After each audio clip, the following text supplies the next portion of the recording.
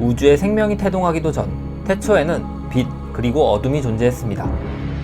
빛은 온 우주를 향해 밝게 퍼져나갔고 빛이 채워주지 못한 어두운 공백 사이엔 공허가 탄생했죠. 공허는 빛만큼이나 빠르게 성장했고 결국 빛과 공허는 충돌하여 엄청난 연쇄 폭발을 일으키며 막대한 에너지를 뿜어냈고 에너지는 온 우주로 뻗어나가며 수많은 원시 행성과 생명들을 만들어냈습니다. 바로 현실에 존재하는 물리우주 끝없는 어둠의 탄생이었죠. 하지만 유독 불안정했던 에너지는 지옥 에너지로 가득 찬 또 다른 세계, 뒤틀린 황천을 만들어냈습니다. 각 행성에선 불, 물, 대지, 바람의 원시 정령들이 등장했고 빛의 구름 속에서 탄생한 나루라는 신비로운 존재들은 그들의 신성 마법을 이용해 생명체들을 보호하기로 맹세했습니다. 하지만 놀라운 일은 이뿐만이 아니었습니다. 몇몇 행성의 불타는 내핵 안에서 강력한 존재인 티탄이 탄생했죠. 첫 번째 티탄인 아만툴은 분명 자신 외에 또 다른 티탄들이 있을 거라 생각했고 자신의 동족을 찾기 위해 우주를 찾아 헤맵니다. 이윽고 아만툴은 극소수의 행성 속에서 세계온이라는 형태가 발견된다는 사실을 알게 되었죠. 아만툴은 온 우주를 돌아다니며 세계온들을 찾아 정성스레 돌봤고 세계온에서 태어난 티탄들은 아만툴의 숭고한 임무를 함께하기로 합니다. 세계온이 안정적으로 자라날 환경을 만들기 위해 날뛰는 정령들을 진정시키고 산과 바다를 가꾸며 생명을 키우던 티탄들은 이 일에 흥미를 느꼈고 이윽고는 세계온이 있건 없건 모든 행성을 지키고 보호하기로 맹세했죠. 그러면서도 그들은 거대한 기계를 행성에 파묻어 그 세계를 관찰하고 질서가 깨질 경우 별물이라는 존재들을 이용해 세상을 정화하도록 만들었습니다. 하지만 우주엔 빛의 피조물들만 존재하는 것은 아니었습니다. 공허 속에서 탄생한 어두운 영혼들은 공허의 군주라는 존재들도 탄생했고 이들은 세상의 모든 에너지를 흡수하려는 목적을 가지고 있었습니다.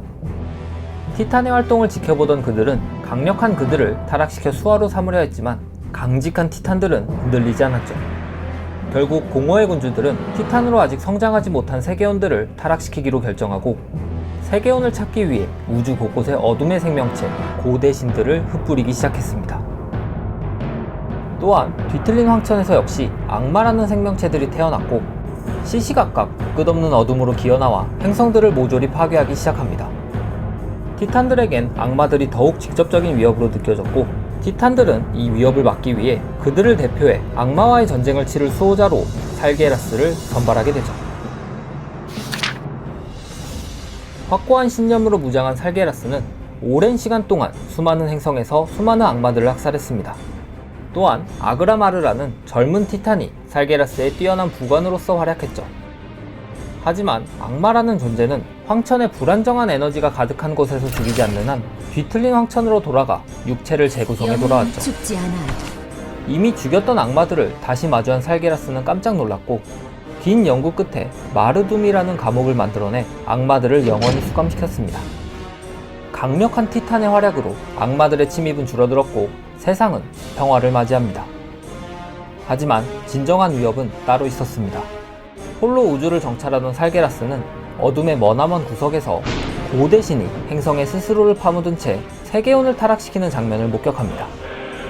공허에 잠식된 티탄은 그야말로 모든 티탄을 압도할 강력한 존재가 될 것이고 공허의 군주의 의지에 따라 세상을 모조리 집어삼킬 것이라는 걸 알게 되는 살게라스.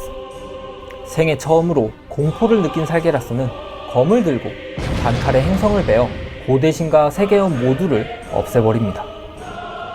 살게라스는 이 사실을 알렸으나 티탄들은 살게라스의 성급한 결정을 비난했고 살게라스는 공허의 군주가 우주의 생명체들을 지배하게 두느니 차라리 생명이 없는 우주가 낫다고 생각하며 물리우주에서 모든 생명체를 없애고 난 뒤 새로운 생명을 만들자 제안합니다. 당연히 다른 티탄들은 경악하며 반대했으나 절망감과 배신감에 압도당한 살게라스는 다른 티탄들을 등지고 떠나버리게 되죠. 비록 살게라스가 떠났지만 티탄들은 계속해서 세계온을 찾는 일을 해나갔습니다. 하지만 시간이 흐를수록 발견되는 세계온은 점차 줄어들었죠. 그때 우주 외진 구석에 새로운 행성을 발견한 티탄들은 그곳에 그 누구보다 강력하고 고귀한 세계원이 잠들어 있음을 알게 됩니다. 바로 아제로스라는 이름의 행성이었죠. 당시 정령들로 가득 찼던 아제로스는 불의 군주 라그나로스, 바위 어머니 테라제인, 바다 사냥꾼 넵튠론, 바람의 군주 아라키르, 4명의 정령군주의 패권 전쟁이 계속되고 있었죠. 하지만 어느 날 한 무리의 고대 신이 아제로스로 떨어지게 되는데 크툰, 요그사론, 느조스, 그리고 이샤라즈라는 이름의 고대 신들이었습니다.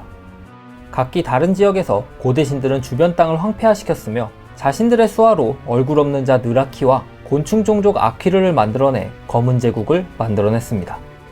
위기를 느낀 정령군주들은 처음으로 단합하여 검은 제국과 맞서 싸웠지만 압도적인 고대 신들의 힘 앞에 결국 무릎을 꿇게 되었죠.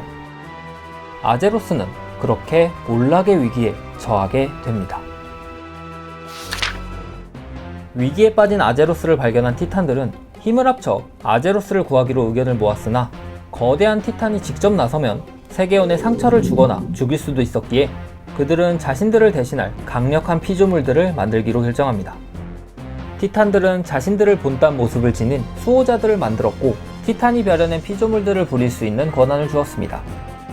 수호자들은 티탄의 피조물들을 이끌고 검은 제국을 향해 화죽지세로 진격했고 놀란 고대신들은 정령군주들을 이용해 티탄의 군대를 공격했으나 수호자들은 모든 정령군주들을 쓰러뜨렸고 그들을 마법의 감옥으로 추방시켰죠.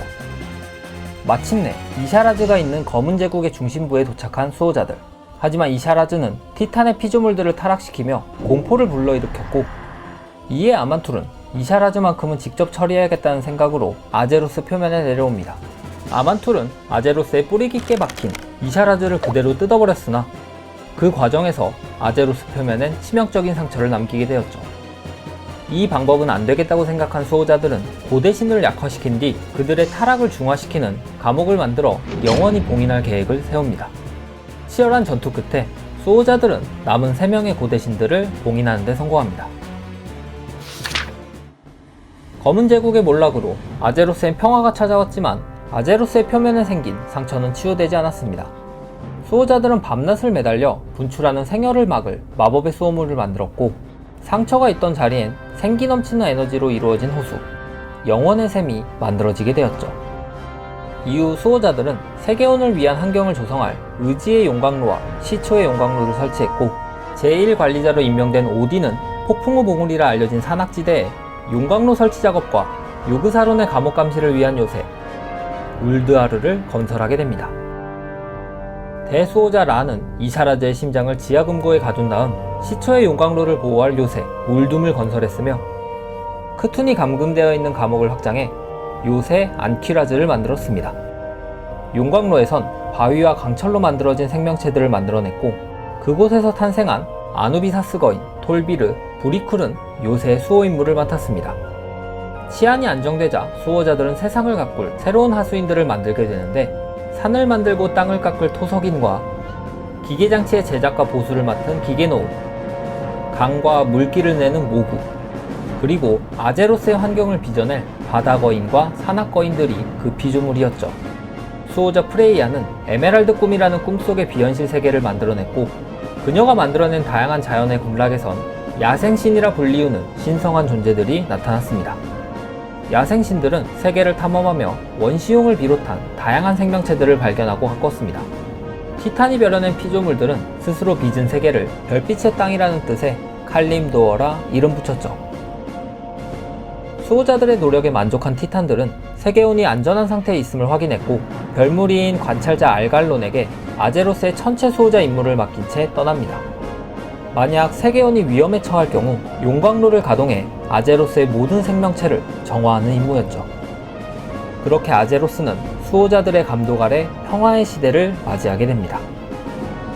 그러나 진정한 위협은 아직 사라지지 않았습니다. 지하 감옥에 갇힌 채 티탄들이 떠나는 것을 지켜본 고대신들은 복수의 열망을 가슴속에 담으며 차분히 수호자들에게 손을 뻗기 시작했습니다.